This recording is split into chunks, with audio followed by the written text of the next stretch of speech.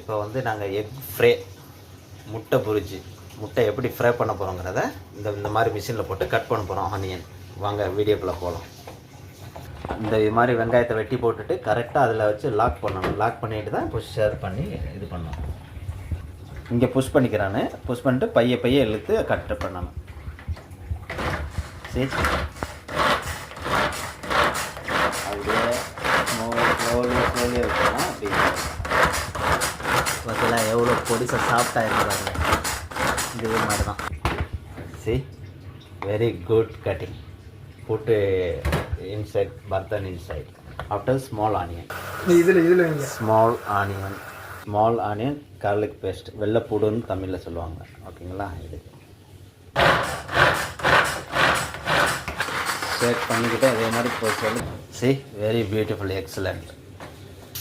Already before onion making, but more than I want onion, so chilli also making. See.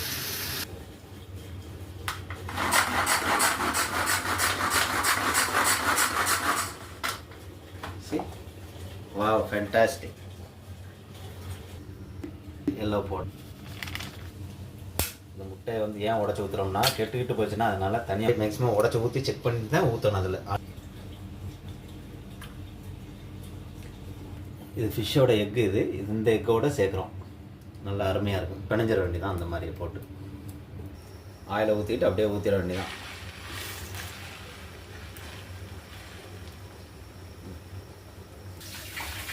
மறக்காமல் video பாருங்கள், like பண்ணுங்கள், comment பண்ணுங்கள், subscribe பண்ணுங்கள். Thank you for வாட்சிங். அடுத்தடுத்த வீடியோ வேணும்னா நீங்கள் நோட்டீஸ் வேணும், மறக்காமல் பெல் பட்டன். தேங்க்யூ ஃபார் வாட்சிங்.